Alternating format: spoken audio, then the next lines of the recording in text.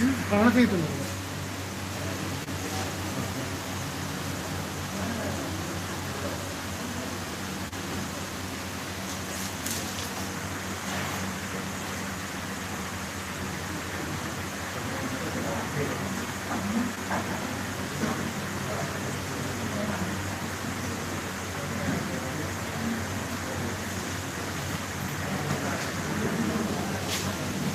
ठीक है, तो बताइएगा मुझे।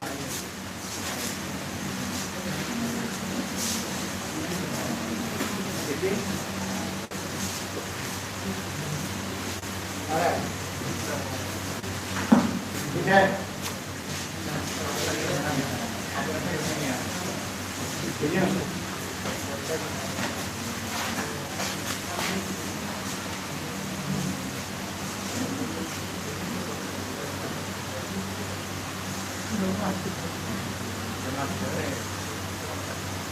आ गया।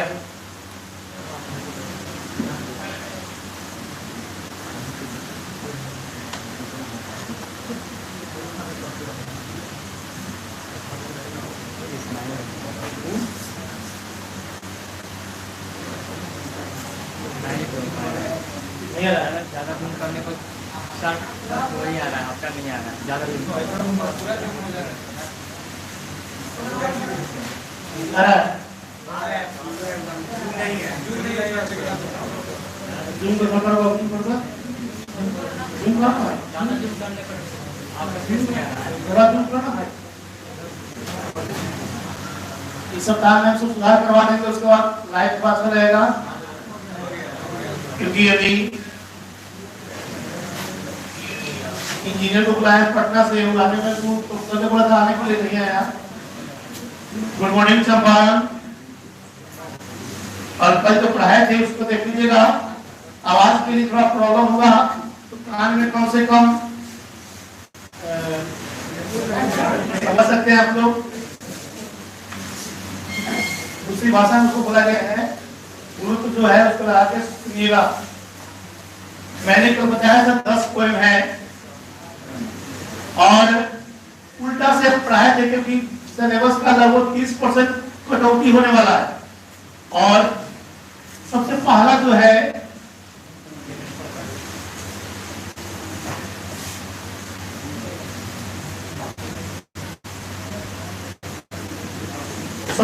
जो है माय ग्रैंडमदर्स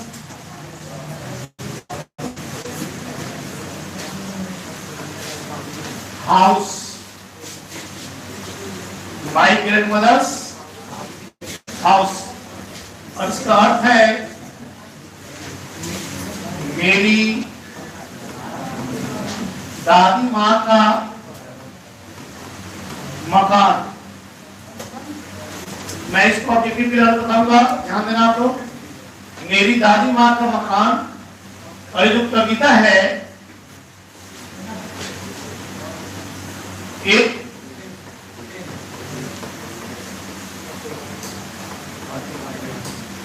एक ऑटोबायोग्राफी है और इसको बोलते हैं आत्मकथा। आत्मकथा क्या है? जिस कविता में ऑन ए स्टोरी, आप लोग लिखे हुए नहीं सुनिएगा, on a story, on a story का मतलब अपनी कहानी, अपनी कहानी के बारे में चित्रण हो। टोपी वाला बाबू आप छापे नहीं, सुनिए। जिस कविता में अपनी कहानी के बारे में चित्रण हो वैसी कविता को हम लोग बोलते हैं।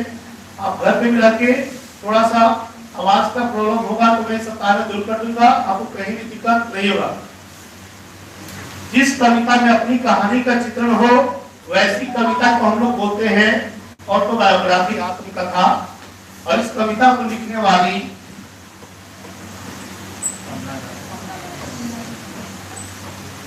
कमला दास की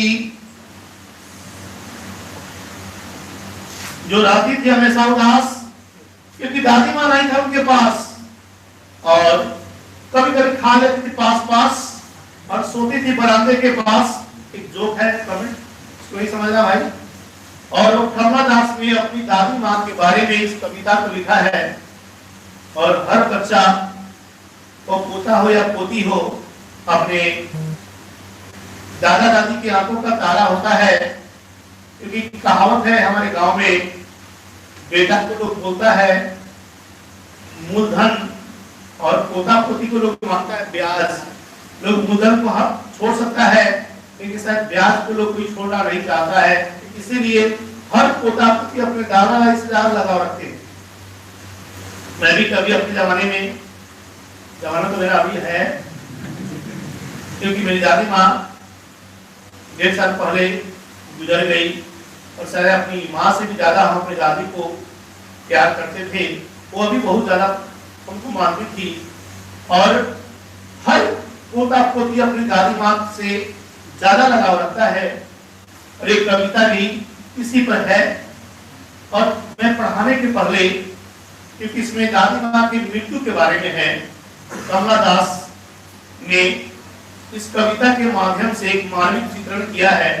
पढ़ाने के पहले थोड़ा समझ लिया आप लोग, मृत्यु क्या है। मृत्यु एक शाश्वत सत्य है। मृत्यु एक शाश्वत सत्य है, जीवन से विदा लेने का एक रथ है। मृत्यु एक शाश्वत सत्य है, जीवन से विदा लेने का एक रथ है। फिर क्यों करते हैं रुदन? रुदन मतलब रोते क्यों है? फिर क्यों करते हैं रुदन? मरने के बाद, अपनों से प्रियजनों के बीच छोड़ने के बाद मृत्यु एक सच्चा राह दिखलाती है, और जीवन को जीने की चाह जगाती है। जो जाते हैं वो एक प्रतीक होते हैं। मनुष्य एक मुसाफिर है। मैंने पढ़ाया भी था, man is just like traveller and the world is just like stage. Man plays all roles on the stage of the world, and there are two banks in man's life. First is called birth, and second is called death. We should not depress in the time of pitiable condition, and we should not sorrow. We should not overjoy in the time of happiness, because life is sometimes tears and sometimes cheers. जीवन में कभी खुशी आती है और कभी गम आता है। जीवन में कभी धूप है तो कभी छांव है, कभी मिलन है तो कभी विदाई है, कभी जीवन है तो कभी मरण है। और एक कविता भी इसी पर है, और इस कविता का नाम है माय ग्रेट मदर्स हाउस। अब सब कुछ समझ लो। आज जो मनुष्य जो है भौतिक थोड़ा बताना पड़ता है। आप लाइन बाय लाइन बताएंगे तो टाइम कम है। कविता को लाइन बाय लाइन पढ़ाएंगे तो टाइम नहीं है। मैं उसको भी पढ़ा सकता हूँ, लेकिन आपके हाथ में 3 महीना बचा हुआ है, और हम उससे बढ़िया बता रहे हैं आपको। कवित्री जो है कमलादास का एक गांव में घर है, और उस निष्कर्ष बता रहे हैं, संक्षेप में बता रहे हैं। और उस गांव में एक छोटा सा घर है, और उस घर में उसकी दादी माँ रहा करती है। और आज हम लोग भौतिकवादी दुनिया में चले गए हैं। आज लोग गांव का जमीन बेचकर गांव का घर को गेट बंद करके हम लोग शहर में बस गए हैं, और बड़ा बड़ा मकान गांव का छोड़ के हम लोग ने शहर में 2 BHK का मकान ले लिया। 2 BHK, 3 BHK, सब कुछ सुनिएगा आप लोग, क्योंकि पढ़ाई का मतलब कविता का मैंने पहले ही बताया था। कविता बनता है 2 शब्द से, कौर जोड़ बीता। कौर जोड़ बीता मतलब मनोभावना, मन की भावना, और बीता का मतलब होता है चित्रण करना। अपने मन की भावना को चित्रण करते हैं, और उसे क्या कहते हैं? कविता कहते हैं। और कवित्री ने इस कविता में दादी माँ के बारे में बताया है। हम लोग अपने घर को छोड़ के शहर में बस जाते हैं, और 2 BHK का मकान बना लेते हैं। और वो 2 BHK नहीं है, 2 से बच के है। 2 BHK, 2 से बच के, किसे? अपने माँ और बाप से बच के। आज उस मकान में माँ बाप को कहीं गुजारा नहीं होता है। पहले गांव में घर बनता था तो कम से कम आदमी 3 को है, तो एक्स्ट्रा रूम बनता था, जिसको गेस्ट रूम बोलते थे। आज शहर में गेस्ट रूम कहीं नहीं है, क्योंकि लोग हस्बैंड वाइफ, और उसको मैं हमेशा बोलता हूँ, उस परिवार को, जिस परिवार में पति पत्नी और बच्चा रहता है, हम उसको MBBS बोलते हैं। क्या बोलते हैं? मियाँ बीवी बच्चा समेत। क्या बोलते हैं? MBBS, मियां बीवी बच्चा समेत, तब परिवार हो गया एमबीबीएस का, और उसमें माँ बाप की कहीं भी कदर नहीं है। इस कविता में कवित्री ने, जो उनकी दादी माँ गांव में रहा करती थी, और कवित्री को पढ़ने के लिए शहर जाना पड़ा, और जब वो कवित्री कुछ बड़ी होती है, जब भी गर्मी का छुट्टी होता है अपने घर लौटती है, किससे मिलने के लिए? दादी माँ से। और आप जानते होंगे वो क्षण, जिस क्षण में दादी माँ से वो पोती मिलती थी, वो एक विहंगम क्षण रहता था, क्योंकि उस दृश्य को कोई भी, आप लोग भी अपना आंख बंद कीजिएगा तो आप शायद याद कीजिए, आप जब घर जाते हैं तो एक उमंग छा जाता है आपके दिल में। क्यों? क्योंकि आपको लगाव है अपने परिवार से। परिवार मतलब बीवी बच्चा नहीं भाई, एक परिवार का मतलब माँ बाप और भी। और जब वो पहुंचती थी अपने दादी माँ के घर, दादी माँ उसको अपने गले लगा लेती थी, अपने बिछावन पे ले जाती थी। बिछावन पर सिलवट था, सिलवट मतलब क्या है? बिछावन चादर नहीं बोला जाता है जी, उस चादर को बढ़िया से बिछाती थी, और वो जो कवित्री है उसको थपकी दे के अपने पास सुलाती थी, और ये कहानी सुनाया करती थी, और उसके लिए अपने हाथों से खाना बना के उसको खिलाती थी, अपने हाथों से, चम्मच से नहीं। मैं कविता में कुछ एक्स्ट्रा ही बताता हूँ, एक कविता बहु बताइएगा तो थोड़ा अच्छा नहीं लगेगा, इसलिए इसमें कुछ मसाला डालते हैं। जो भी सुन रहे होंगे थोड़ा समझना आप लोग, क्योंकि कोई भी फिल्म में अगर मार धार नहीं हो, गाना नहीं हो तो मजा नहीं आता, इसमें थोड़ा मसाला डालते हैं। और उसको थपकी देके सुलाती थी। शायद एसी भी वह काम नहीं करता था, एसी में बहुत लोग नींद नहीं आता है, लेकिन अपने हाथों से पंखा झेलाती थी, अपने बेड पे सुलाती थी, पढ़ी हुई कहानी सुनाया करती थी, और शायद कब उसको नींद आ जाता था उसको मालूम नहीं चलता था, और समय बीतता जाता था, और एक समय आता था तो उसका स्कूल खुल जाता था। किसका? कमला दास का।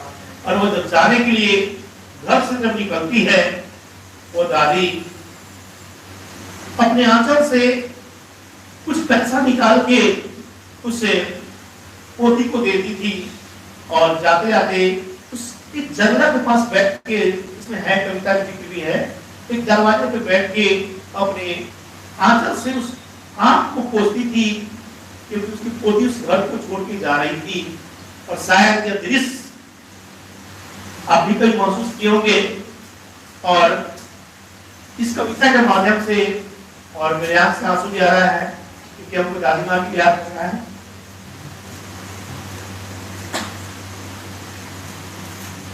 थोड़ा पढ़ाने में आदमी आगे निकल जाता है, क्योंकि कविता जो है बहुत लोग क्या याद दिलाती है। बहुत लोग किसी को प्यार करता है तो उसको कविता लिख देता है। आपको पढ़ाना भी इस बैच में, बिल्ली पाल लिया तो बिल्ली पर कविता लिख लिया है। तो हर आदमी जिसको भी प्यार करता है, शायद उसको उससे विदा होना नहीं चाहता है, लेकिन प्रकृति का नियम है, जिसको आना है उसको जाना है। आप भी जानते होंगे हर आदमी को जाना है। और वह जो दृश्य था, जब दोनों का विदाई होता था, उस समय वो दृश्य बहुत ही कारुणिक दृश्य रहता था, क्योंकि दादी माँ नहीं चाहती थी कि मेरी पोती हमसे दूर जाए, और पोती भी नहीं चाहती थी कि मेरी दादी माँ हमसे दूर जाए, लेकिन मजबूरी के हालत से दोनों बेबस थे, और चाह के भी एक दूसरे के पास आ नहीं सकते थे। जब वो कमला दास शहर को जाती थी, और जब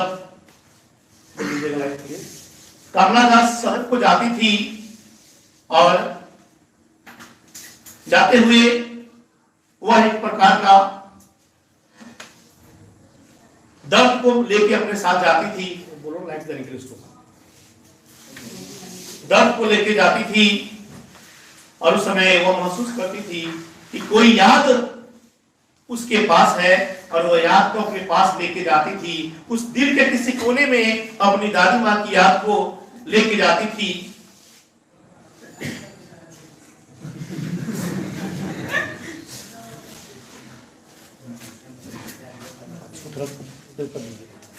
चल रहा है, और शायद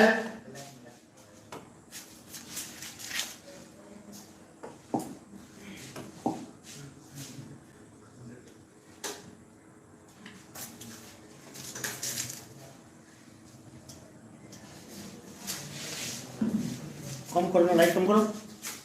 दादी माँ की याद को वो लेके जाती थी और जाते हुए वह जब कभी काम करके वो थक जाती थी, शहर में बहुत सारा भाग होता है, एक कुर्सी पर बैठा करती थी और जब कुर्सी पर बैठती थी तो शायद उसको महसूस होता था एक हवा का झोंका उसके बगल से गुजरा और वह हवा का झोंका कहां से आया था? उस दादी माँ के घर से आया था। वो बेचैन हो जाती थी कि दादी माँ के घर जाएं, लेकिन मजबूरी की हालत से वो बेबस थी। और अचानक एक दिन मालूम चलता है उसकी अपनी दादी माँ मर गई, उसका खून जम गया। और जब घर जाती है देखती है घर तो वही, मोबाइल तो छोटा है, गर्म है, इसमें तो कभी दिक्कत नहीं होगा।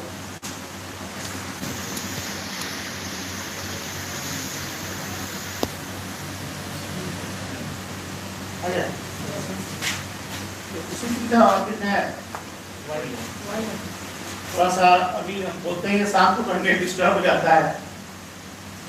अब क्या तो हम लोग वाईफाई लिया और क्या ले भाई, बिहार है, बिहार में कोई चीज सही नहीं होता है, लेकिन कोई चीज आप लीजिएगा BSN का मतलब भाई साहब नहीं लगेगा, लेकिन दूसरा को वहीं से काम है, कोई साहब को वहीं हो जाता है। हो गया आप लोग तो तेज में हो।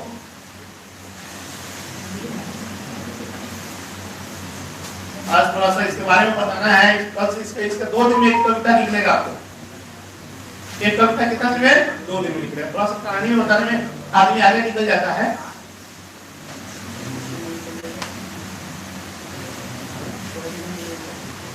तीन दिन किसको कितना दिन करा हो जाएगा, क्या कर रहा है हमको गाँव में क्या करना वो। अब यह हो सकता है कि अगर लाइव जब नहीं चलेगा तो हम अपलोडिंग कर देंगे, लेकिन आप लोग घबराएंगे नहीं। अगर लाइव नहीं चले, सब कुछ सुन रहे होंगे, जो नहीं सुन रहे होंगे, अगर लाइव नहीं चले तो आप नहीं समझिएगा बैच नहीं हो रहा है, बैच हो रहा है। आपको अपलोडिंग वीडियो आपको डाल देंगे, 7 बजे तक डाल देंगे। क्या हो? देखिए सबसे पहले इसमें कुछ वर्ड में नहीं है, जो काम देगा आपको लिख लीजिएगा।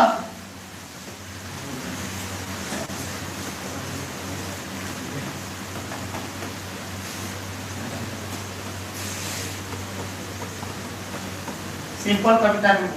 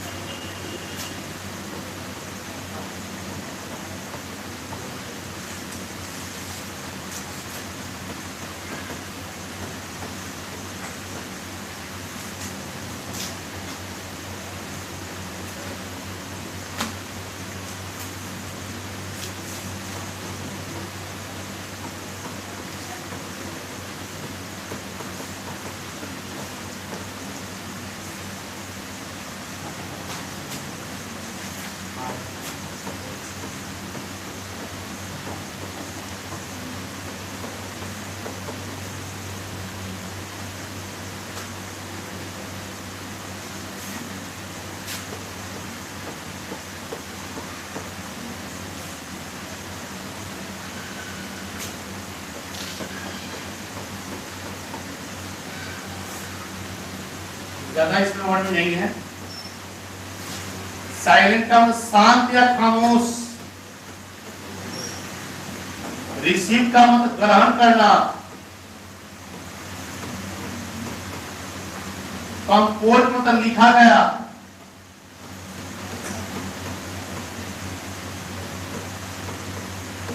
संकलित किया। फार अवे का मतलब बहुत दूर। वंस मतलब एक बार, एक समय। ब्लड मतलब खून।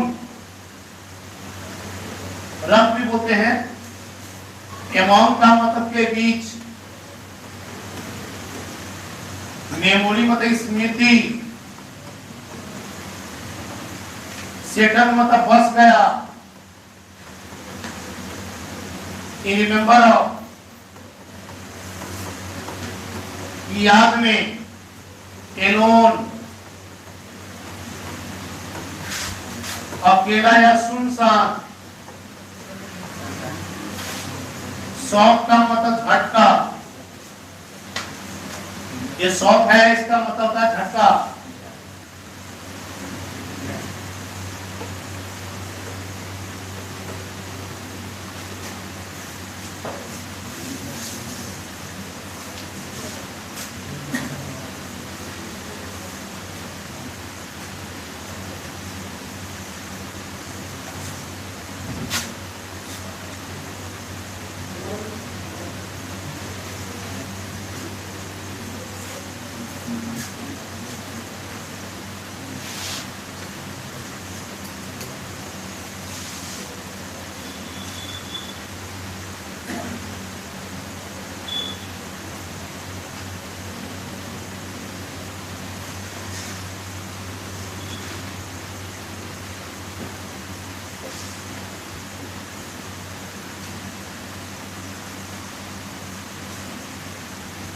दो दिन में कविता निकलेगा, क्योंकि थोड़ा तेज में निकलना है।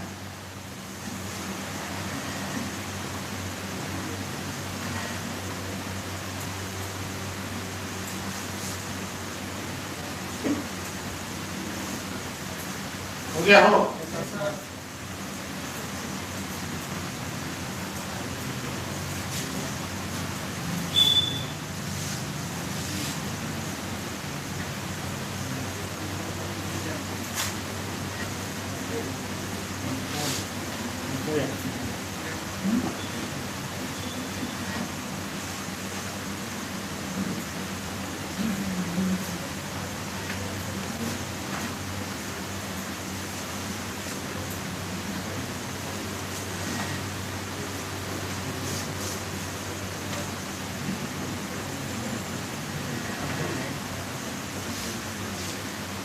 साइलेंट का मतलब शांत या खामोश, रिसीव का मतलब ग्रहण करना, कंपोज संकलित किया, फार अवे बहुत दूर, वंस का मतलब एक बार, ब्लड मतलब खून, अमाउंट का मतलब के बीच, मेमोरी मतलब स्मृति, सेटल्ड का मतलब बस गया, रिमेंबर ऑफ की याद में, एलोन अकेला या सुनसान, शॉर्ट का मतलब झटका। इसमें 4-5 शॉर्ट क्वेश्चन है, ऑब्जेक्टिव है, और इसका समरी या लॉन्ग क्वेश्चन है। थोड़ा सा बताने में समय लगेगा, बनाने में आपको लिखने में कोई समय नहीं लगेगा। एक कविता को 2 दिन चलेगा। सोमवार मंगल बुध को बुक है, और बुध बृहस्पति, शुक्र को ग्रामर है। अगर पॉसिबल है तो शनिवार को टेस्ट होगा, आपको इस पर क्वेश्चन आएगा, आप उसका जवाब दीजिएगा। आज के लिए हम थोड़ा सा कम ही बता रहे हैं, कल से इसको ज्यादा बताएंगे। और कल इसका शॉर्ट लॉन्ग ऑब्जेक्टिव होगा। कुछ विद्यार्थी, मैंने कल कमेंट देखा था, लिखा था क्या सिलेबस खत्म हो जाएगा अगर कोरोना नहीं आएगा तो बहुत अच्छा होगा। कोरोना अगर आ भी जाए, दोबारा कुछ सुन रहे हैं, ठंडा में आने वाला है रिकॉर्डिंग, हर फिल्म का देखते हो रिकॉर्डिंग मत होगा। आओ धूम 2 तो कौन 2, बस है कि कोरोना 2 भी आएगा तो अभी घबराइएगा नहीं, घर पे आपको टोटल जैसे पढ़ाई सेम चीज आपको मिलेगा, निश्चित रहेगा। ठीक, आप लोग सकुशल रहें, सुरक्षित रहें, घर पे रहें, और अपने जो ही खानदानी लैंग्वेज है अपने माँ बाप को सेवा कीजिए। अगर दादा दादी हो उनको भी बहुत सेवा कीजिए। रात को कम से कम अगर दादा दादी है उनके पैर को दाबिए, गर्दन को नहीं दाबना है, पैर को दाबिए। अगर दादा दादी नहीं हो, कम से कम रात को उनको सोने के समय स्मरण कीजिए कि जहां भी हो उनको सदगति मिले, और आपके लिए जो दुआ दे। जय जय भारत, जय चंपारण।